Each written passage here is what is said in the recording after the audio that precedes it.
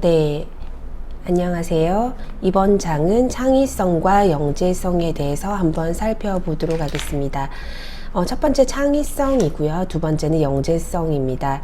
아무래도 우리가 창의적이다, 그리고 우리 아이가 영재다, 이렇게 이야기를 하면, 정말 창의성을 가지게 하려면 어떻게 해야 돼요? 그리고 우리 아이가 영재가 되려고 하면 어떻게 해야 돼요? 라는 이제 부모들의 질문을 많이 받는데요. 이 창의성과 이제 영재성에 대해서 어떠한 역량을 가져야 창의적이다라고 이야기를 할 수 있는지 한번 살펴보도록 하겠습니다. 이제 우리가 창의성은 이제 처음부터는 우리가 지능에 관심을 많이 가졌었는데요. 기억력 부분에 대해서 이제는 창의적이다. 그쵸? 영아가 이제 성장을 하면서 호기심이 많아지고 우리가 이제 끊임없는 질문을 하죠. 이때 이제 창의적인 행동을 보인다라고 이야기를 할 수가 있습니다. 그래서 어린이집이나 이제 유치원 생활을 시작하면서 창의성은 개인적으로 비교적 이제 구체적으로 관찰이 됩니다. 그래서 또래 친구들에 비해서 더 많은 아이디어를 내는 아이도 있고, 특정한 문제를 새로운 방식으로 스스로 해결하는 아이도 있습니다. 그리고 자기가 선호하는 특정 영역에 대해서 또래에 비해서 되게 민감하게 반응하는 아이도 있는데, 이런 것들은 모두 이제 아이에게 잠재되어 있는 창의성을 반영해 주는 것이 되겠죠. 그래서 이 잠재되어 있는 창의적인 역량을 후천적으로 투입되는 창의성 촉진 교육이나 교수법에 따라서 실제 창의성으로 발현이 되기도 하고, 유아기에 발현된 창의성은 이후 지속적인 교육을 통해서 더욱 극대화가 된다고 할 수가 있겠습니다. 그래서 부모나 교사가 이제 창의성을 이해하는 것은 영유아의 창의성 발현과 촉진을 위해서 필요한 필수적인 요인입니다. 창의성에 대한 올바른 이해는 이제 창의성으로 인해서 드러나는 다양한 행동 특성에 따라서 이제 극대화하고 도움을 줄 수가 있겠습니다. 그래서 우리가 창의적이다라고 하면, 저희가 그때 이제 오프라인 수업에서도 창의성을 가진 사람은 어떤 역량을 발휘하나요? 라고 했을 때 논리적이고 창의적인 사고를 하는 사람이다 라고 이야기를 할 수가 있습니다. 그래서 창의적이 이제 우리가 창의성의 중요성과 연구의 필요성은 이전 1950년대부터 언급이 되었고, 이제 그 이후부터는 심리학자들이 이제 연구 주제로 많이 창의성에 대해서 다뤄지게 됐죠. 그래서 창의성에서는 이제 우리가 확산적인 사고로 구성된 지능의 한 측면이다. 확산적인 사고다. 근데 확산적인 사고라는 것은 많은 수의 답을 내는 유창성과 더불어서 우리가 다양한 측면에서 답을 산출하는 유연성, 그리고 남들과 다른 독특한 답을 내는 독창성, 그리고 아이디어를 세심하게 발전시키는 정교성의 하위 요인으로 구성된다. 그래서 그쵸, 우리가 길포드는 확산적 사고와 함께 우리가 문제에 대한 민감성과 재정의 능력을 창의성의 주요 요인으로 보았습니다. 그래서 창의성 연구의 대표적인 학자들이 있는데, 그러한 학자들은 경험적인 연구를 통해서 이제 창의성의 하위 속성으로는 유창성과 유연성, 그쵸, 그리고 독창성과 정교성을 제한하고, 그러한 속성을 측정하는 창의성 검사지를 이제 개발하였죠. 그래서 그런 이제 학자들이 제안한 네 가지의 하위 속성은 확산적 사고라고 하는 창의성의 이제 한 가지 측면에 불과하지만, 창의성이 구체적으로 무엇을 의미하는지 그 규정 자체가 어려웠던 상황을 감안해 볼 때 창의성 평가를 위해서 타당한 지표를 설정하였다는 점에서 큰 의미가 있습니다. 그래서 최근까지도 이제 영재성 판별을 비롯해서 일반인의 창의성 측정 시 그가 개발한 창의성 검사가 이제 널리 활용되고 있는데요. 이러한 점은 이제 네 가지 하위 요인인 창의성을 설명해주는 타당한 요인임을 보여줍니다. 네, 그래서 창의성의 확산적 사고의 하위 영역은 유창성, 유연성, 독창성, 정교성이 있다는 것을 알고 계시면 되겠습니다. 네. 이제 우리 네 가지의 하위 요인에서 한번 살펴보도록 하겠습니다. 창의성 연구에 대한 다면적 접근에서 사피와 통합적 접근이라고 해서 창의적 인물과 창의적인 환경 풍토, 창의적 사고 과정, 창의적 산출물이 있습니다. 그래서 통합적 접근은 이제 우리가 창의성을 일컬어 측면적 사고라고 이야기를 하죠.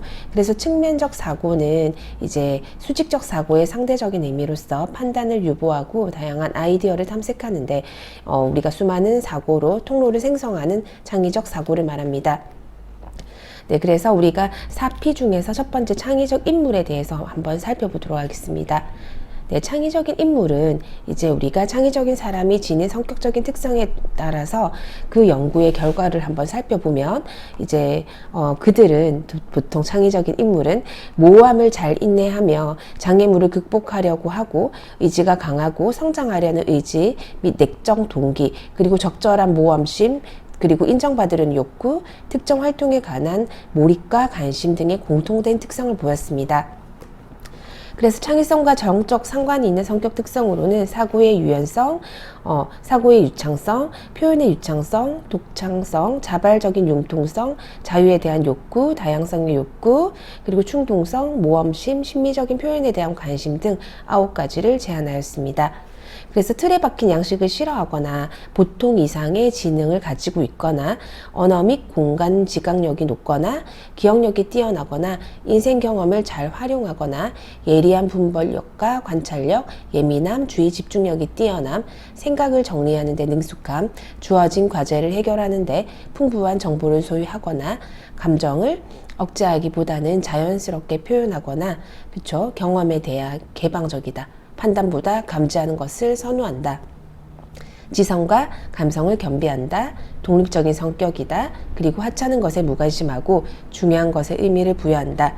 복잡하고 도전할 만한 일을 선호한다. 라는 것에 창의적 인물의 특성으로 제시하였습니다.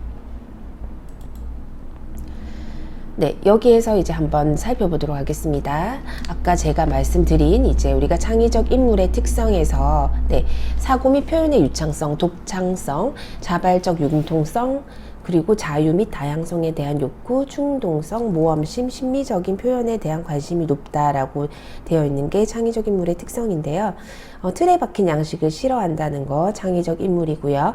보통 이상의 지능을 가지는 거, 언어 및 공간 지각력이 높은 것, 그리고 뛰어난 기억력과 주의 집중력, 인생 경험을 잘 활용하고 예리한 분별력과 관찰력, 예민함이 또 있어야 되겠죠. 생각을 정리하는 데 능숙함, 감정을 억제하기보다는 자연스럽게 표현함, 경험에 대해서 개방적이고 독립적인 성격이다.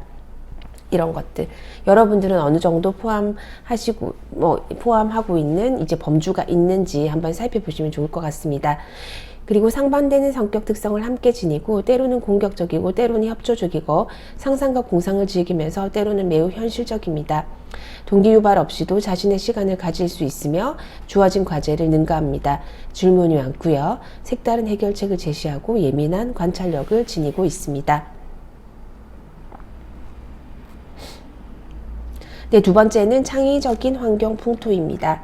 영유아의 이제 창의적인 환경이나 이제 풍토는 가정하고 또 특정 교육기관이라는 단순한 요인을 넘어서 새로운 아이디어를 자극할 수 있는 다양한 기회와 풍부한 교수학습 매체를 들 수가 있습니다. 그리고 정서적인 분위기나 지식의 상태, 사회문화적 분위기 등을 포함하는 것으로서 창의성을 촉진할 수 있는 물리적인 환경, 가정 및 교육기관, 다양한 작업장 및 문화 등을 포괄하는 총체적인 환경 요인을 의미합니다. 그래서 영유아의 환경 같은 경우에는 이제 우리가 창의적인 자극을 받을 수 있는 책이나 잡지나 장난감 그리고 다양한 교재 교구가 있으면 더욱더 많은 아이디어를 낼 수가 있겠죠. 그리고 또한 창의적인 아이디어를 산출하기까지의 심리적인 환경, 즉 자유로움과 도전감, 모험심을 격려하는 풍토, 창의적인 아이를 정서적으로 지지해주는 부모나 친구, 교사를 포함한 자원은 영유아의 창의성 발현을 위한 주요 요인입니다. 그래서 창의적 인물을 직간접적으로 만나는 것 역시 창의적 환경 제공의 대표적인 사례겠죠. 그래서 창의적인 인물과 이런 만남을 하는 것은 유아의 창의성 발달에 큰 영향을 주기 때문에 교사나 부모는 이제 작가나 과학자, 음악가, 미술가 등의 유아의 창의성 촉진에 영향을 미치는 다양한 인물을 만날 수 있는 기회를 적극적으로 제공하는 것이 좋겠습니다. 또 유아는 미술가를 직접 만나면서 창조적인 미술가를 꿈꾸기도 하고 창의적인 과학자와 함께 실험에 참여하면서 지금까지와는 전혀 다른 새로운 과학적 경험을 하기 때문입니다. 그래서 이제 우리가 최근 연구 결과에 따라서도 유아에게 창의적인 사람이 되기 위해서는 유아기의 환경 조건이 아주 중요하다고 했어요. 그래서 부모나 교사가 일방적으로 설정해 놓은 특정 과제를 수행하는 것보다 유아가 어떤 과제에 몰두하다가 우연히 경험하는 뜻밖의 발견의 순간이 유아의 창의성을 더욱 촉진시키는 것으로 나타났습니다. 흥미로운 점은 유아가 또래들 혹은 교사나 부모와 함께 협력 과제를 수행하면서 경험하는 발견의 순간이 창의성 촉진의 주요 요인이라는 점이죠. 그래서 우리는 보통 미술, 음악, 무용, 드라마, 예술 계통의 과제들이 유아의 창의성 촉진을 이제 부추길 것이다 라는 통상적인 신념을 가지고 있지만, 이런 것들의 이제 결과보다는 특정 교과의 투입이 우선시 되기보다는 활발한 대인관계 속에서 자연스럽게 경험하는 다양한 문제 해결의 순간들이 유아의 창의성 신장에 더욱 효과적인 방법이라는 것을 알 수가 있습니다. 네, 그래서 창의적 활동에서 즐거움이나 이 문제를 해결하려는 내적 동기가 창의성의 발현에 중요한 영향을 미치며, 외적 동기는 활동 자체를 목적이 아닌 수단으로 인식시키기 때문에 오히려 부정적인 영향을 줄 수 있다고 하였습니다. 그래서 이제 내적 동기와 외적 보상의 상승 효과가 있을 수 있음을 알고 우리는 교사나 부모에게 통제당하고 있다는 느낌의 이런 피드백을 사용한 외적 보상보다는 창의적인 발현에 부정적인 영향을 미치지만, 이런 것들이 더욱 특정한 정보를 주거나 과제를 더 잘 수행하도록 정보적 피드백을 할 수 있다는 것도 알 수 있습니다. 그래서 요즘에는 이제 우리가 창의적인 결과물을 많이 산출한 기업인을 대상으로 연구한 결과, 이제 성취감이 창의성 발현과 발전에 아주 많은 영향을 줄 수 있다는 것을 알 수 있습니다. 내적 동기 및 적절한 외적 보상, 그리고 성취감은 인간의 창의성을 더욱 촉진시키는 주요 요인이 되겠죠. 그렇다면 창의성을 저해하는 환경적 요인에는 어떤 것들이 있을까라는 것들에서 이제 평가가 될 거라는 생각들, 혹은 감시 감독의 눈, 보상만을 추구하거나 경쟁, 제한된 선택의 범위, 외적 동기 유발의 6가지를 창의성 발달의 저해 요인으로 제시하였습니다. 네, 평가될 것이라는 생각은 아무래도 과제 내용이 평가될 것이라는 것에 대해서 지나치게 신경을 쓰는 사람이 그렇지 않은 사람에 비해서 창의성이 떨어집니다. 그리고 두 번째, 감시 감독의 눈, 과제를 할 때 누군가가 감시를 한다는 거, 이제 그런 생각을 하는 사람이 감시에 별로 신경을 쓰지 않는 사람에 비해서 창의성이 떨어진다고 할 수가 있겠습니다. 그래서 영유아의 이제 창의성을 촉진시키는 환경 한번 살펴보면, 우리가 아이의 의견을 존중하고 자신의 의견을 자유롭게 표현하도록 격려한다. 그리고 작은 일이라도 아이 스스로 결정할 수 있는 기회를 준다. 아이가 자기 나름대로 생각하고 상상한다고 믿어준다. 언제든지 사물에 대해 호기심과 관심을 갖도록 격려한다. 내적 동기화를 유발한다. 특정 과제에 몰두하고 있을 때 방해하거나 간섭하지 않는다. 정보적인 피드백을 준다. 교사가 부모에게 부여한 과제를 지시한 대로 완료했을 때보다 아이 스스로 선택하여 과제를 완료했을 때 더욱 칭찬한다. 많은 부분에서 성취감을 맛보도록 유도한다. 즉 성취감을 느낄 수 있는 과제를 제시한다. 일반적으로 이제 특정 과제를 지시하기보다는 독립적으로 할 수 있도록 격려한다. 이런 것들이 영유아의 창의성을 촉진시키는 환경이 되겠습니다. 네, 우리가 창의적인 이제 고전적인 요소에서 세 번째는 이제 창의적 사고 과정인데요. 아까 이제 우리가 창의적인 환경 풍토에서도 보상만을 추구하는 것은 눈에 보이는 보상만을 추구해서 이런 일하는 사람이 보상에 별로 신경을 쓰지 않는 사람에 비해서 이제 창의성이 저조하다는 거죠. 눈에 보이는 보상만 추구하며 일하는 사람이 다른 신경을 쓰지 않는 사람에 비해서 창의성이 저조하다. 그리고 두 번째는 경쟁입니다. 경쟁을 해야 한다는 위협적인 분위기 속에서 일하는 사람이 경쟁을 강조되지 않는 사람보다 창의성이 떨어진다. 경쟁하는 사람이 창의성이 떨어진다. 그리고 선택이 제한된 경우, 과제를 수행할 때 선택이 제한되어 있는 사람보다 자유롭게 선택할 수 있는 사람이 창의성이 높다고 할 수 있습니다. 외적인 동기 유발, 과제 수행 시 외적인 이유에 이제 우리가 집착하는 사람이 내적 요인에 대해서 생각하는 사람보다 창의성이 떨어진다는 거죠. 네, 그래서 창의적인 사고 과정을 살펴보겠습니다. 토렌스의 창의적 사고 과정입니다. 창의성을 이제 일련의 사고 과정으로 보고 문제 해결 및 통찰 과정으로 해석하는 연구들이 있습니다. 그래서 토렌스는 창의성을 창의적 사고 과정으로 정의하였고, 나아가 창의적 사고 과정이란 특정 문제와 정보의 부족한 요소와 잘못된 부분을 지적하고 가능하다면 이러한 가설을 다시 수정하고 재검증하여 최종적인 결과를 제시하기까지의 모든 과정을 포괄하는 것이라고 하였습니다.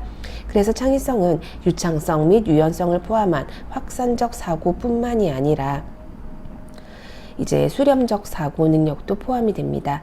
그래서 토렌스에 의해 개발된 TTCT, 그쵸? 네. TTCT는 Torrance Test of Creative Thinking 이라는 이제 약자고요. 주로 확산적 사고의 능력의 측정에 초점을 둔 창의성 검사지입니다. 그에 따라서 대부분의 사람들은 이제 토렌스가 확산적 사고만 강조한 학자로 생각하지만 이제 실제로 그는 창의적 사고의 과정으로 확산적 사고와 수렴적 사고를 모두 강조했죠. 그래서 이것이 창의성의 주로 확산적 사고 능력을 다루는 운의 영역이고, 그에 따라서 이제 창의적 사고와 활성화를 위해서는 확산적 사고 훈련이 우선시 되어야 한다는 견해와는 구분됩니다. 네, 그래 생각의 기술에서 창의적 사고 과정으로 준비, 배양, 영감, 검증 등의 단계를 제시하였습니다. 그래서 우리가 여러 가지의 문제에 대해서 아이디어를 생성하는 과정과 아이디어를 정제하는 과정, 확산적 사고하고 수렴적 사고의 과정을 이제 우리가 포함한다라는 것들을 알 수가 있습니다. 네. 다음은 창의적 사고 과정에서 우리가 4단계에 걸쳐서 준비 단계부터 먼저 알아보도록 하겠습니다. 준비 단계는 이제 다양한 가능성을 탐색하고 그 해결 방법을 모색하는 단계입니다. 그래서 이 단계에서 부모나 교사는 영유아로 하여금 알고자 하는 욕구를 일으키고 기대감을 고양시키며 주의를 집중하도록 유도합니다. 아이의 호기심을 자극하며 낯선 것을 익숙하게 하거나 익숙한 것을 낯설게 하는 등 개방적이고 유용한 사고를 갖도록 격려합니다. 부모나 교사는 창의성이 아무도 없는 것에서 저절로 생겨나는 것이 아님을 알아야 합니다. 영유아에게 다양한 체험학습의 기회를 제공하고 보다 건설적이고 도전적인 태도를 지닐 수 있도록 격려하며 적극적으로 사고할 수 있도록 도와주어야 합니다. 네, 두 번째는 배양의 단계입니다. 일정 기간 동안 특정 주제나 문제에 대해서 곰곰이 생각을 하거나 때로는 의식 수준에서 인식하지 못한 무의식 수준에서 아이디어나 해결 방법을 모색하고 탐색하는 단계입니다. 논리적인 의식 상태를 넘어서서 지적, 정서적 기능을 결합하고 온 신경을 집중하여 열중하며 참여와 헌신을 통해서 새로운 치환이나 병렬을 시도합니다. 배양은 한때 퇴행적인 사고 과정으로 간주되었으나 창의적 사고 과정에서 매우 중요한 단계로 인식되고 있습니다. 영감 단계는 새롭고 기발한 아이디어나 이제 고민했던 문제에 대해서 해결 방법이 갑자기 의식 수준에 나타나는 단계입니다. 그리고 보통 예술가에서 발견되는 이제 현상이지만 최근 들어 과학자에게도 영감을 통해서 문제를 해결하는 경우가 많습니다. 네, 그리고 검증 단계입니다. 검증 단계에서는 이제 문제의 해결 방법이 적절성을 지녔는지 그런 여부를 검증하거나 영감 단계에서 떠오른 아이디어가 실제 작품이나 산출물로 실행되는 단계입니다. 수학이나 과학 분야의 연구 결과가 학계에 수용되기 위해서는 실험실에서 일정 기간 동안의 검증 기간을 거쳐야 합니다. 그래서 문학을 포함한 예술 작품도 지속적인 수정과 정교화 과정을 거치면서 검증 단계를 밟아야지 이제 창의적인 산출물로 인정을 받을 수가 있겠죠. 네, 그렇게 해서 창의적인 사고 과정은 준비 단계, 배양 단계, 영감 단계, 검증 단계를 거친다라고 할 수가 있겠습니다. 네 번째, 창의적인 산출물입니다. 창의적인 산출물에는 이제 유형과 무형의 것이 모두 포함이 됩니다. 그래서 특정 물건을 만들어낸 경우뿐만이 아니라 삶의 형태를 바꾸거나 대인관계가 개선되는 등 무형의 것도 포함됩니다. 유형의 산출물은 말 그대로 형체가 있는 것처럼 그림, 조각, 조각품, 책, 건축 등을 의미하며 무형은 형체가 없는 것으로서 음악, 무용, 연극, 기술 및 기능 등을 의미합니다. 창의적인 산출물은 다양한 방식으로 존재하기 때문에 그것을 평가하는 기준 역시 다양합니다. 네, 두 번째는 창의성에 대한 통합적 접근입니다. 창의성에 대한 이제 우리가 사회 문화적인 맥락을 통합적으로 접근하기 위해서 연구한 학자들이 있는데요. 창의성이 이제 창의성 연구가 개인의 성격이나 사고 과정에 집중되어 있었다고 지적을 하면서도 창의적인 환경이 이제 영역이나 이런 것들이 함께 고려되어야 한다고 제안하였습니다. 첫 번째 요소인 영역은 일련의 상징과 규칙과 절차로 구성이 됩니다. 그래서 국어는 하나의 영역이고 시와 수필 또한 각각 하나의 영역이라고 볼 수가 있습니다. 영역은 이제 우리가 보통 문명마다 부르는 특별한 공동체나 인류 전체가 공유하는 상징적인 지식을 의미합니다.